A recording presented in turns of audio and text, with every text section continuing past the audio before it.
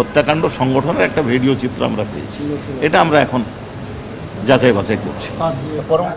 আমরা এই ইনভেস্টিগেশন করতে গিয়ে হত্যাকাণ্ড সংগঠন সম্পর্কে একটা তথ্য পেয়েছি, সেটা আমরা এখন যাচাই বাছাই করছি।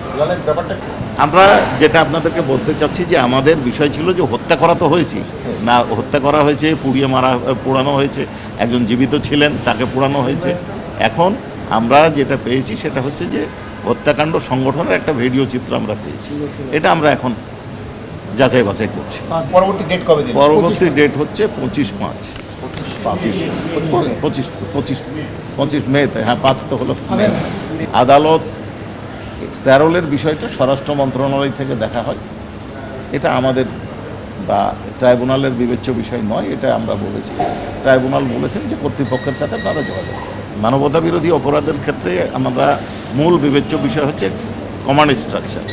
কমান্ড স্ট্রাকচারের বিরুদ্ধে বিষয় তদন্তটা আমরা মূলত করি, তার সাথে পারপেট্রেটর যারা আছে, যারা হত্যাকাণ্ড সংগঠন করে বা অন্যান্য অ্যাট্রোসিটির সাথে জড়িত থাকে, তাদের বিষয়টা আমরা তদন্ত করি। এখন তদন্ত একটা চলমান প্রক্রিয়া, এই তদন্তে নতুন তথ্য আসে, ফার্দার ইনভেস্টিগেশন করেও হতে পারে। এখন কোনো তথ্য যদি আমাদের সামনে আসে নতুনভাবে, সেই তথ্য ইগনোর করে তো আমরা তদন্ত রিপোর্ট দাখিল করতে পারব না। এবং এইখানে হয়তো 10 দিন বা 5 দিন বা 1 মাস সময় একটু বেশি লাগতেই পারে পূর্ণাঙ্গ তদন্ত রিপোর্টের জন্য, এবং ন্যায় বিচারের স্বার্থে এই সময়টা প্রয়োজন আমাদের। এটা বিচারকে বিলম্বিত করার জন্য না, ন্যায় বিচারকে প্রতিষ্ঠা করার জন্য।